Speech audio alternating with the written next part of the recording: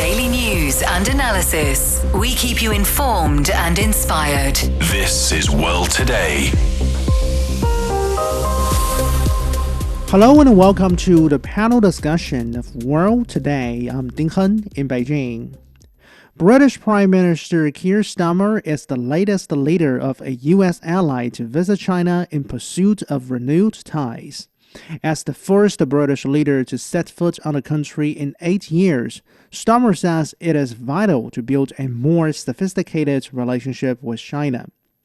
Apart from Starmer, China has hosted South Korean President Lee Jae-myung, Canadian Prime Minister Mark Carney, Finnish Prime Minister Petteri Orpo, and Irish leader Michael Martin since the start of 2026.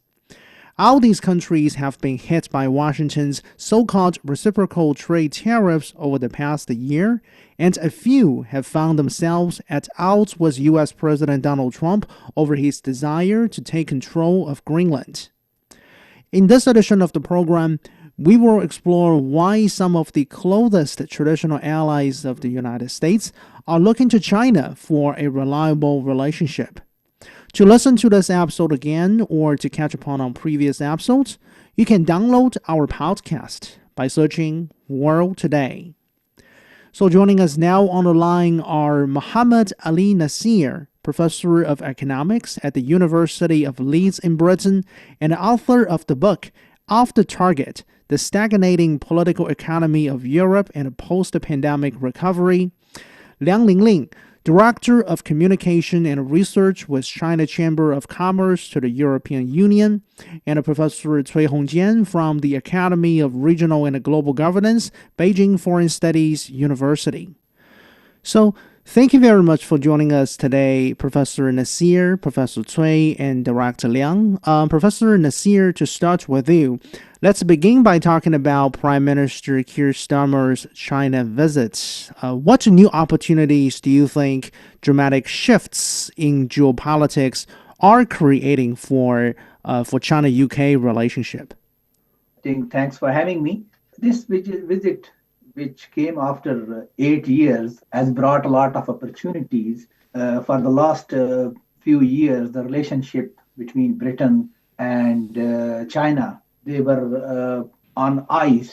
And so this visit has restarted or reignited the relationship. And of course, economically, politically, there are opportunities for Britain, for China, and on both sides, there is consensus that these two countries, they need to engage with each other and facilitate each other, cooperate with each other where possible. So UK, that economy has been struggling for the last few years. UK need investment in various areas. Similarly, Chinese businesses and people, they can also benefit by cooperating with UK. And geopolitically, as we saw in the recent years, there's been use of trade policy recklessly by US, and some of the closest ally, including the UK, have borne the brunt of that reckless trade policy and I would say reckless geopolitics. So in that environment, it is also appropriate for UK to have a better relationship with the rest of the world and specifically China, which is by some measure world largest economy and some measures world second largest economy. So therefore, this visit, I think, is very important. So, Director Liang, going to you. As we can see, China and Britain have agreed to commit themselves to developing a long-term consistent, comprehensive strategic partnership. The two sides have also agreed to build a high-level climate and nature partnership. So, as U.S. President Donald Trump roils the world order, why is Beijing able to provide London with a consistent relationship that is centered on trade and on cooperation regarding global issues such as climate change? Well, Ding, thank you for having me.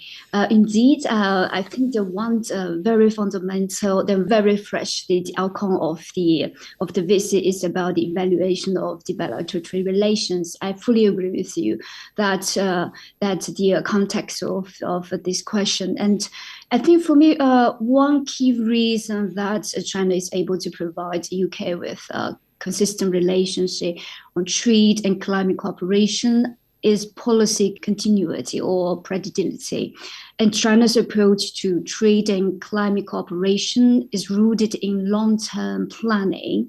And whether it's about the carbon neutrality targets or industrial upgrading or opening the services sectors, these are policies designed over decades, not years.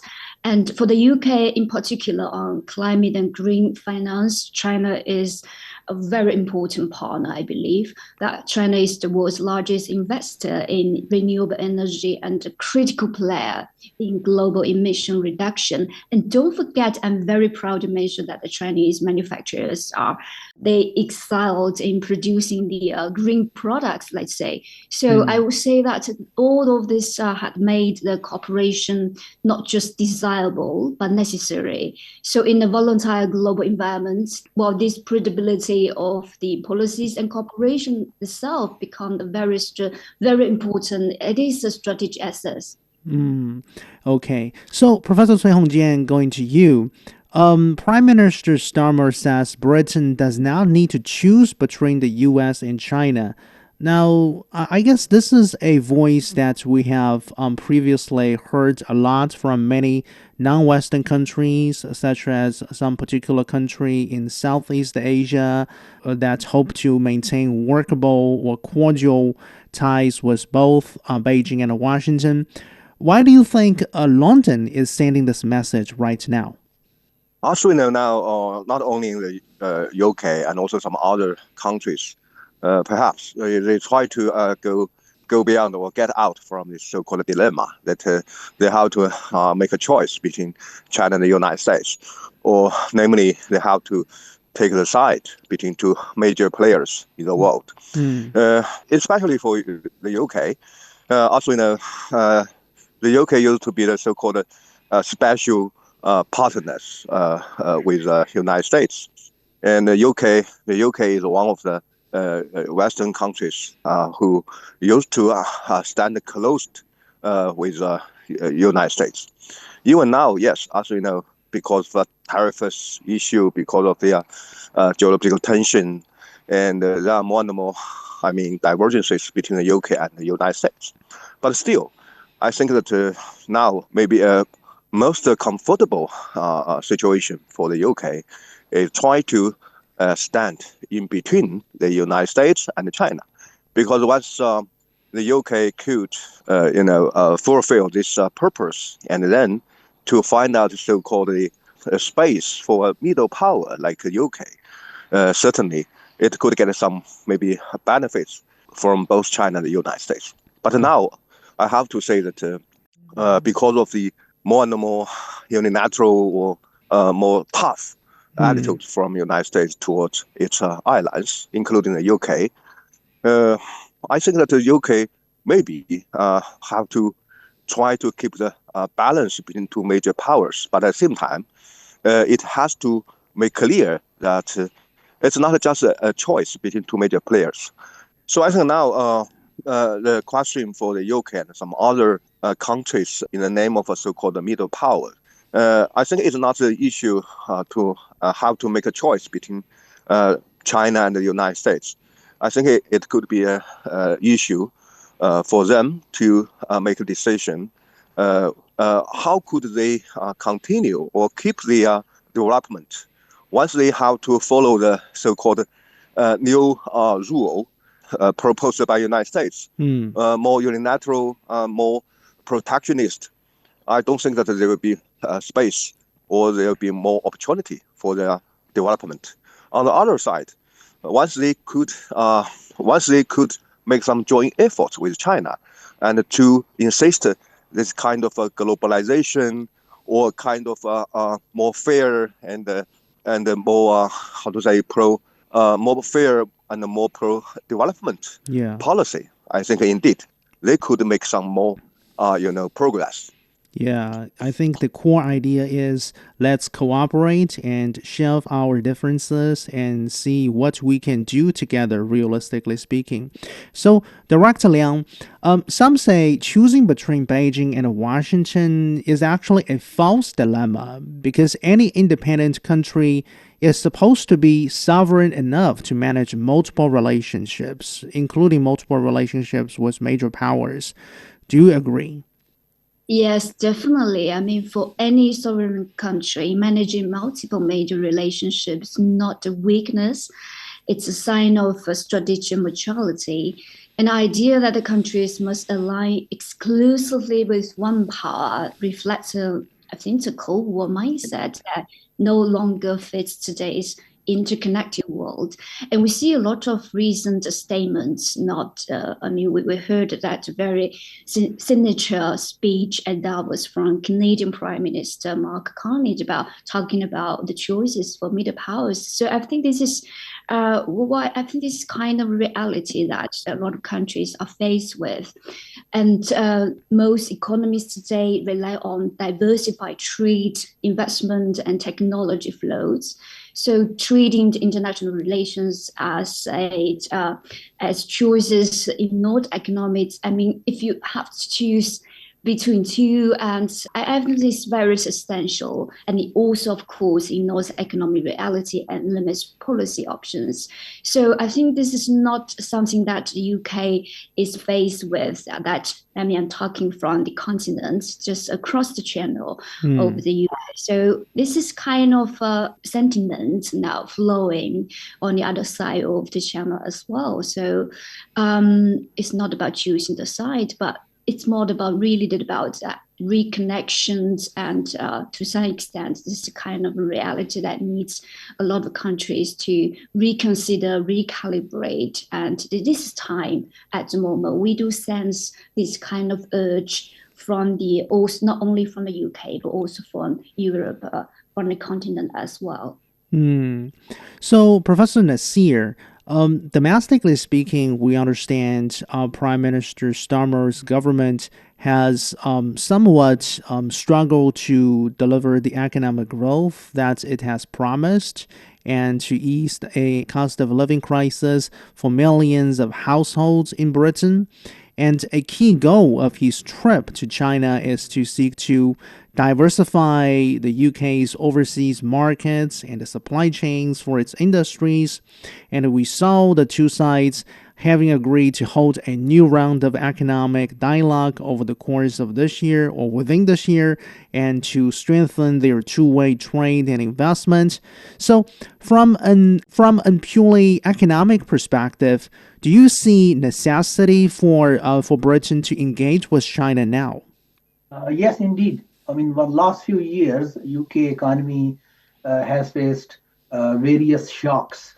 So we had COVID, we had Brexit, where we left European Union, and that has affected the economy negatively. And before that, there was global financial crisis, difficulties in the European economies, which is our largest trading partner. So in that climate, it is very important that UK seek partners in the other parts of the world. And Asia, particularly East and South Asia, has been growing very fast in the last few years. So there are a lot of opportunities for the British businesses and industries. Britain also need investment. For the last few years, the investment outlook has not been very good. And the public sector or the government is holding very large level of debt. And therefore, the cost of borrowing for the government is pretty high.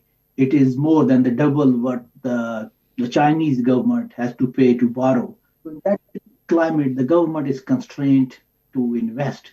So in that climate, then it is an appropriate strategy to seek partnership with other countries and businesses and industries in other countries to seek business opportunities and do business with them. So therefore, it can't be a better timing for the visit, and it can't be better timing in terms of enhancing cooperation, business to business, government to government, and people to people between China and UK. So, Dr. Liang, we understand the services industry, such as finance and consulting, etc., is one area where Britain enjoys some advantages or strength. Actually, Britain is running a trade surplus in services in terms of its trading relationship with China. And China's policy directives are nowadays focused on boosting domestic consumption with a shift towards services industry from physical investment in physical infrastructure, and China is also committed to further opening up its services industry to foreign businesses. And during Starmer's visit, the two sides explored establishing a financial working group and holding a forum on insurance, for example. So, overall, what do you make of the opportunities that China may be able to provide for Britain's services industry?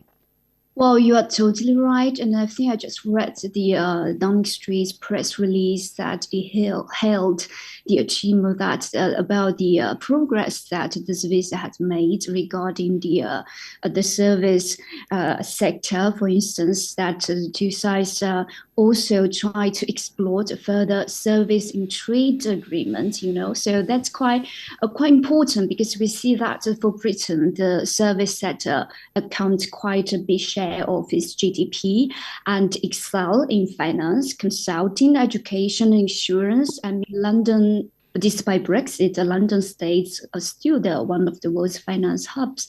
So we do observe that the focusing on these service, this trip has really attached quite important emphasis in this part. So the opportunities that China can offer, it's enormous. Let's to conclude it like this.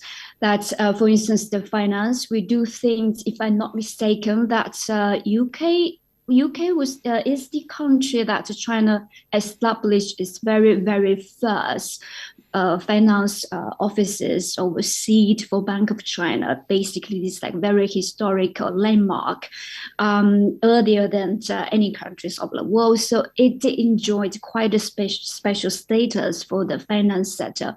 And we do think that now, if you have a look at the delegation, the business delegation that the UK Prime Minister has brought to China, among these over 50 business companies and whatever, I think there are quite a lot of household names of big banks. So this sector is quite of a lot of significance, this leads to say, but of great potential. And of course, there are other sides, for instance, consultancy and education. There are quite a lot. And you are quite right that China now has the blooming middle class and we do think that not only UK runs service trade in surplus with China, but also Europe as well. So basically that if you think about the market needs in China, such a huge size of markets, and then the service sector, it starts to grow, and I can imagine that how promising the market is for European countries, including UK. So just to conclude, I think first of all, the opportunities are immense, huge, giant, if I can put all those adjectives, and in concrete areas. And I think finance was highlighted in this trip, and of course, as I just mentioned, consultancy, education, insurance. We can name a lot. The list could be very, very long. So, Professor Cui Hongjian, both David Cameron and Theresa May, when they were in office as the British Prime Ministers, they used the term a golden era to describe ties between London and Beijing.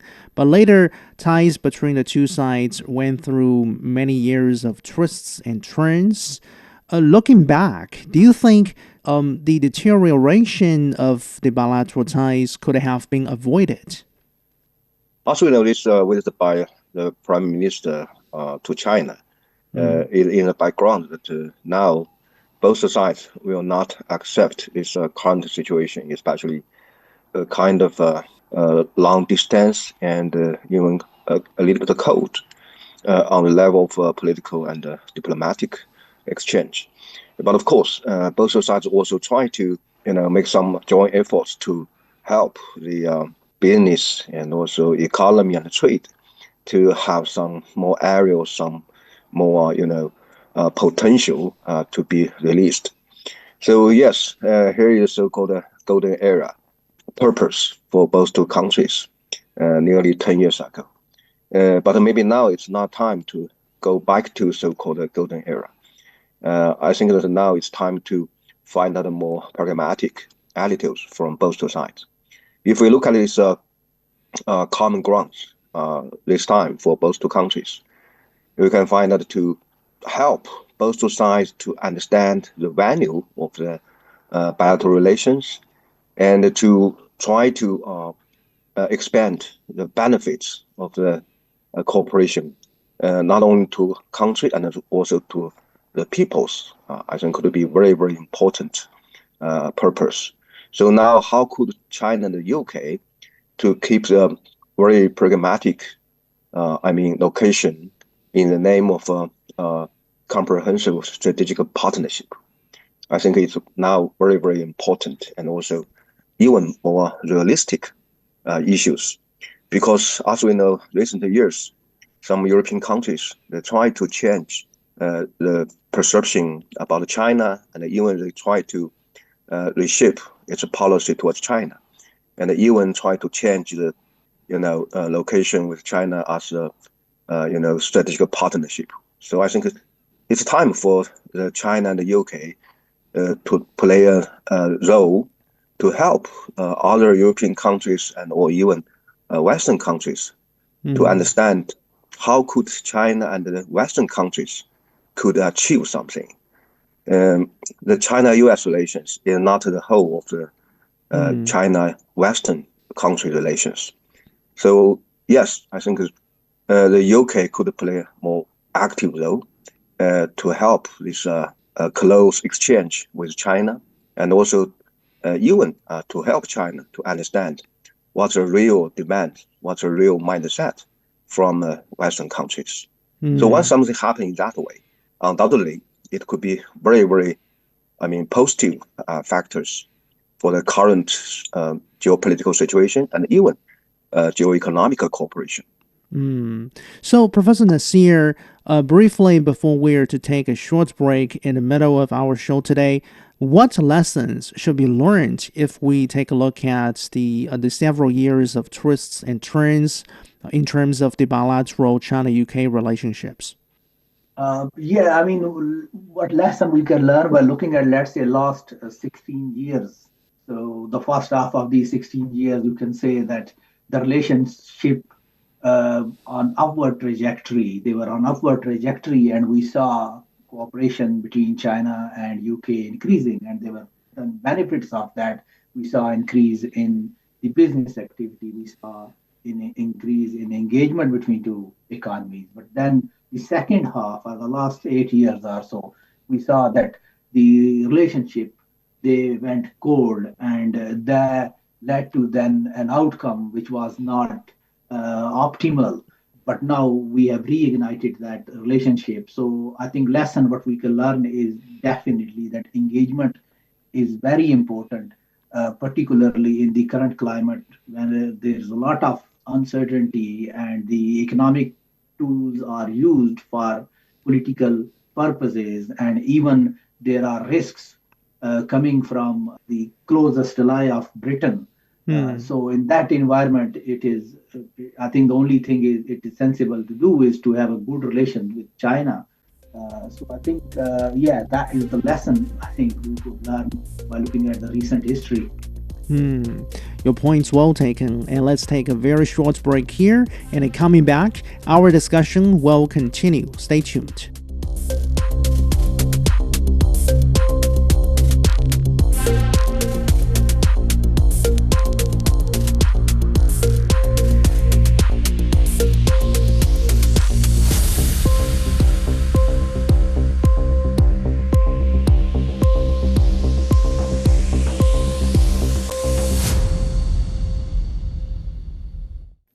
You're back with World Today. I'm Ding Heng in Beijing. Today we are talking about what is driving some of the closest allies of the United States to foster closer partnership with China. Joining our discussion, Muhammad Ali Nasir, Professor of Economics at the University of Leeds in Britain, Liang Linlin, Director of Communication and Research with China Chamber of Commerce to the European Union, and Professor Cui Hongjian from the Academy of Regional and Global Governance, Beijing Foreign Studies University. Professor Cui Hongjian, going back to you, it seems in terms of, or according to our recent memory, for example, if we take a look at the situation in 2023 and 2024 after the end of the COVID-19 pandemic, de-risk was a popular talking point on the part of some European leaders, European politicians, when they discuss how to deal with the relationship with China. But looking at the leaders from U.S. allies that China has hosted recently, especially prime ministers of Britain and Canada, can we put it this way, that Washington's recent policy moves, including on tariffs, Greenland, etc., have triggered a wave among its close allies to recalibrate their policies to de-risk from the United States? Certainly. I think that even now, maybe some European countries, they are still reluctant to, realize or recognize that the United States has been, I think, the biggest game challenger for this so-called rule-based order. Also, we remember that during the Biden administration, some European countries and also Canada, they try to cooperate with the United States and to put claims about China and our capacity or some, China is destroying the rule-based order or some other. But now I think that the Trump administration and its policy not only very, very, clear, make American first policy. I think now it's becoming European countries as a victim of American interests. So I think it's out of the expectation of European countries and how to define the alliance with the United States. The Greenland issue, I think, give a very, very big, shock to European countries. I think it's the first time for this country to realize that the United States could do everything, even the military, behaviors to protect its interests and to destroy the co-interests of European countries. So I think now it's not the issue is China is trying to play a game and to get some more favorite from European countries. I think now it's the United States is push European countries to the other side. So I think it's not just the issue, just like I mentioned before, for the European countries to take a side between China and the U.S. They have to get some more, closer relations, dialogue, exchange with China. Once they try to protect their own interests, and once they try to get some more space for the foreign policy and for security concerns. So I think, yes, perhaps the biggest change of this current world order could be that the United States is doing something to make the so-called Western group into a collapse. Okay. So, Director Liang, it is not just China that some of those traditional U.S. allies are looking at as they try to diversify relationships away from Washington. The newly signed trade agreement between the European Union and India is a clear signal that countries like India is also playing a big role in this new multipolar world. And between the EU and some Latin American countries, plan is also on the way for a trade deal, despite some internal opposition from some individual EU countries. But in the case of China, what do you think China is capable of offering to the Western countries that still have faith in rules-based international order, international cooperation, dialogue and consultation, and a multipolar or multilateralism? Well, this is really the good question. And nowadays, when we talk about multilateralism and the global order itself, it sounds a little bit nostalgic sometimes. But the thing is that to believe is powerful, right? So China's belief in the multilateralism and the UN-led global world order itself are absolutely powerful. And China itself is deeply embedded in global institutions from WTO to climate frameworks, and it remains a key driver of global growth. I think that EU itself is a steady defendant of the multilateralism. So we do see a lot of interaction between the China and Europe, including UK, on the multilateral platforms. So basically, let's say that again, China is there. So if you think about all the global world order and the multilateralism, you realize that China, it is there. So it's not uncertain. So this importance of certainty, and it's absolutely essential for the believers of multilateralism. And against that, China is benefits from the order. I mean, if from the trade economic perspective, that China now grows as a major manufacturers of the after it joined WTO. So we also see that China has launched a lot of global initiative at the UN platforms and so on, and this has been quite a hit topic for a lot of countries, including a lot of European countries. So indeed, again, as I said, to believe itself is very powerful, and China, it is there. You can sense that the effort from China, that is to support the system. And this is essential. This is exactly like the business confidence. So you have to be believing something. And what China can offer, it is the confidence itself. So, Professor Nasir, let's be frank about this. I mean, for close allies of the United States, the traditional close allies of the United States, their move to try to engage with China in a closer manner actually carries a risk of offending Washington. For example, President Donald Trump has warned Canada that he would slap 100% tariffs on all Canadian goods if a trade deal between China and Canada went ahead. And I am not sure how President Trump himself or White House officials would comment on Prime Minister Keir Starmer's visit to China this time. How can these countries, how can these U.S. ally countries cope with the pressure from Washington? Yes, that is the way the U.S. been doing business for the last few years.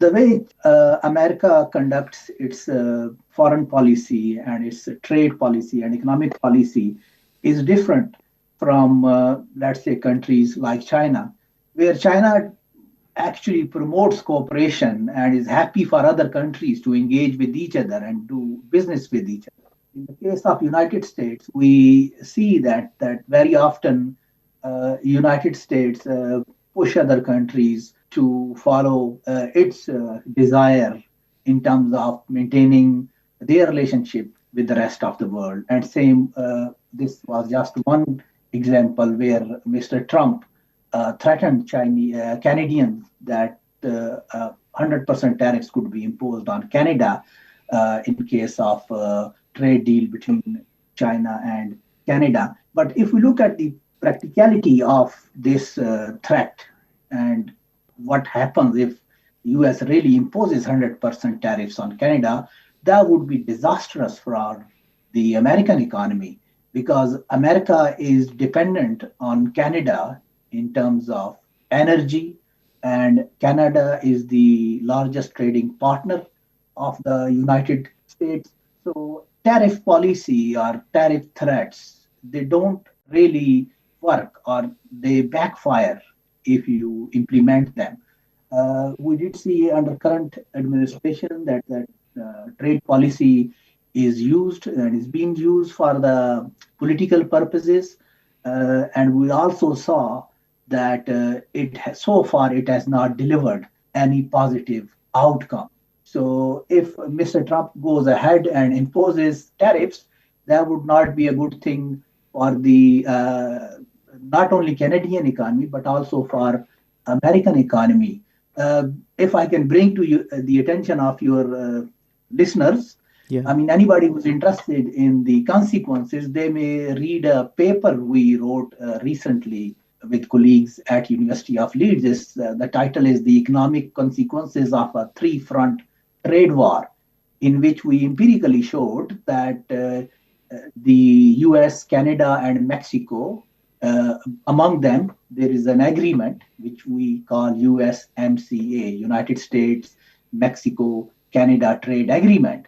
And if US violates that agreement and imposes tariffs on Canada, Mexico, or China, or any other country, that would have negative consequences for the US economy. So there will be definitely cost, and 100% tariff is really, I think, too much, and it would be a big economic and financial crisis for not only Canadian economy, and Canada being the closest ally of United States.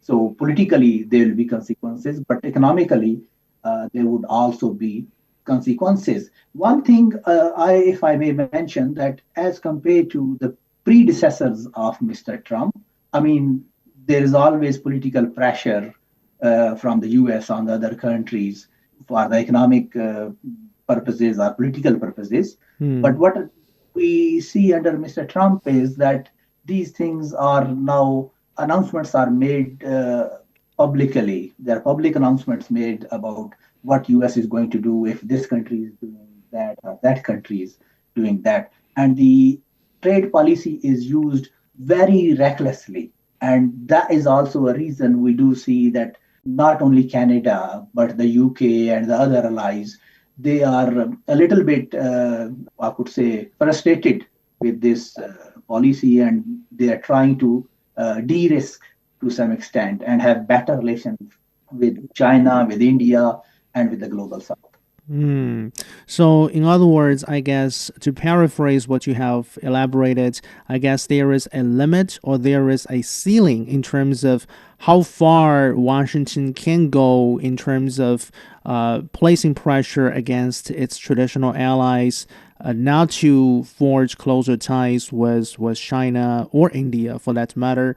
Now, Professor Cui Hongjian, going back to you, we know between China and the United States, there is now a period of relative stability following a top leaders meeting between President Xi Jinping and President Donald Trump in Busan, South Korea last year.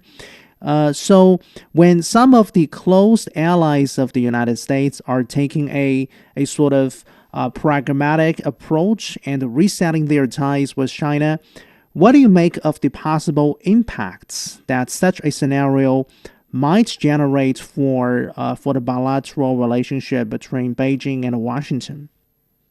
Also, according to Chinese purpose, certainly to find out the approach to support a kind of general, stable, and also peaceful coexistence, and then to even explore some more opportunity of cooperation. I think could be a general expectation from Chinese side. So as we understand, if we take a long-term vision from the first administration of Trump to Biden administration, now the second term for Trump administration, I think the whole process or the whole change roughly, in the expectation of China. So I think now China become more confident when it faces so-called competition from the United States. And even now, as we know, Trump administration is reshaping its strategy worldwide and also regional level. So I think it will give some more, perhaps, new consideration for China, how to deal with this new policy or new strategy from the United States. Undoubtedly, I think the upcoming planning summit between President Xi and President Trump could make a very decisive, will play a very decisive role to help both two countries to understand, even, the middle term, how could they reach some common ground or consensus to stabilize the relations. If we look at this change of the tone from Trump administration, I think now there will be some more positive factors to support these expectations from both two sides. And I think now it's time for both countries to realize the China-U.S. relations is not just an issue of a bilateral level. It's also a very, very regional and global issue. Once China and the U.S., they could find out a way to manage their tensions and even try to grow up some more cooperative factors. Undoubtedly, it could be very, very helpful for the situation, for the general situation, and even maybe less geopolitical tension and more cooperative spaces for every country in the world. So, Director Liang, on one hand, we saw Washington's policy moves indeed seems to be prompting its traditional Western allies to seek more stable partnership or stable relationship with China. But on the other hand, some of them continue to have this concern that China's manufacturing prowess and Chinese imports will undermine their own industries. And I think this concern is particularly noticeable with regard to some individual European countries. China says it has never deliberately pursued trade surplus, pledging to increase its imports of high-quality foreign goods. For example, during Prime Minister Keir Starmer's visit, China agreed to lower its import duty on British whiskey from 10% down to 5%. So, how can China and these countries manage their different perceptions regarding trade or industrial policies? Well, you see, the Starmer's visit itself is the answer, isn't it? So dialogue, negotiations, engagements are absolutely key from the view of the business perspective, and that you are absolutely right that China has stated it does not pursue the trade surpluses deliberately. And during this trip, that China lowered the tariffs on British Scottish whiskey to 5% from the previously 10%, and we do all register a lot of this similar agreement, for instance, during the Canadian Prime Minister's visit to China as well regarding the electric cars. So dialogues, negotiations again are key. And then I would like to particularly stress from this perspective, talking about from Europe, that not only UK, that we do also see that China and Europe as a whole are in talks regarding a lot of economic and trade matters. That, for instance, again, back on the EV talks, that only a couple of weeks ago, that China and the EU reached the framework agreement regarding the price undertaking of this. So this is, I think, it all brings us to the very interesting dynamic that sometimes, you can't deny that, different economies, different powers, they may use different techniques for negotiations and whatever. But down to the earth, in the end, we need dialogue and we need negotiations to promote and to manage the differences. And I think, again, the UK's Prime Minister trip itself is absolutely telling and evident itself. So this could apply to other Western countries and other countries with trade relations with China as well. So I also quote what Euro observes about the trade with China. So majority of the trade with China stays not problematic, but we have probably small issues regarding specific areas.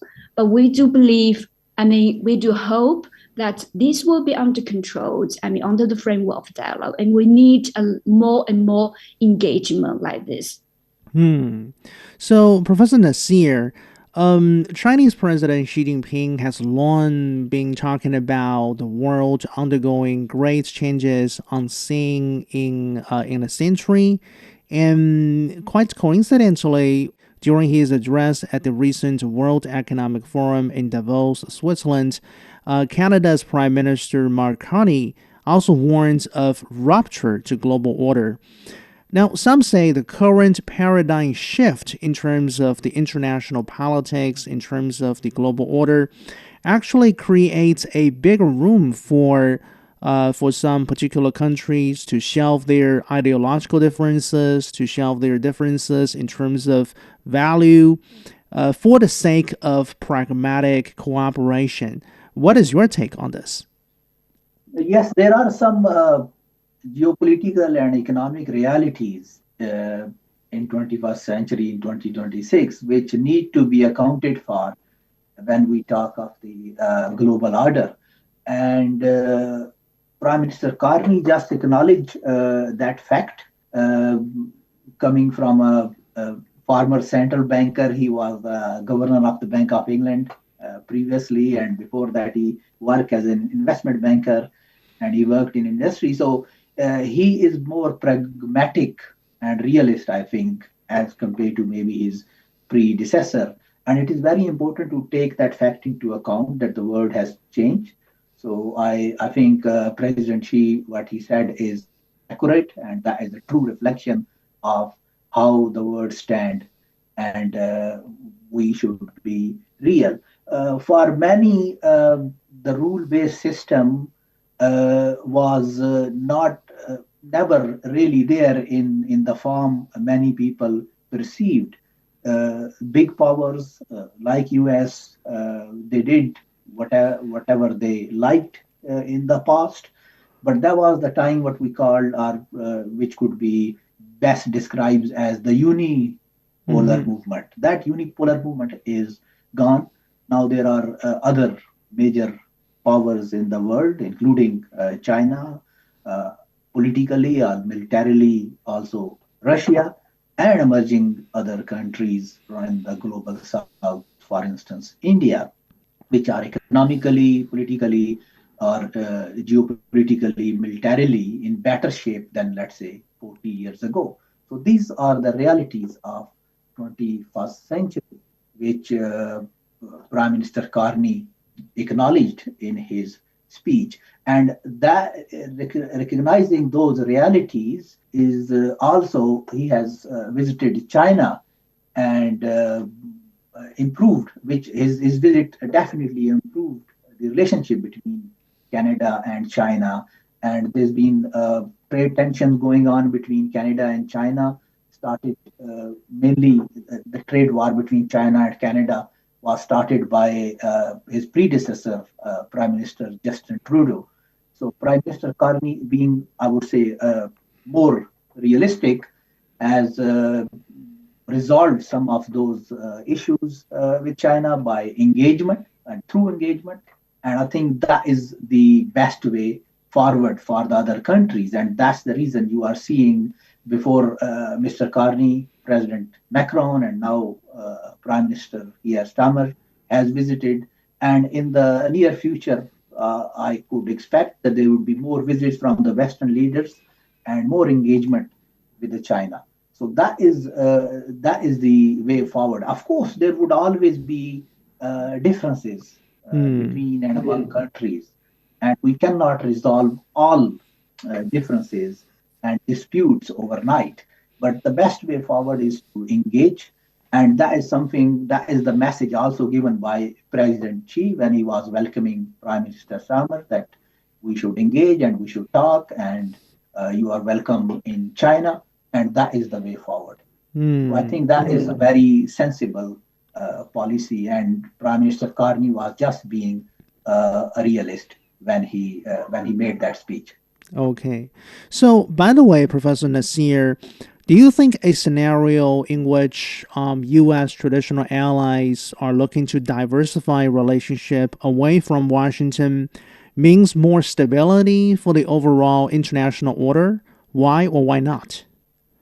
Yes, that's a good question. And I think what the allies are really seeking is to balance a little bit. We can look at the relationship in two aspects. One is the geopolitical aspect and dimension, where they are very happy to be aligned with the US on the geopolitical matters and the security matters.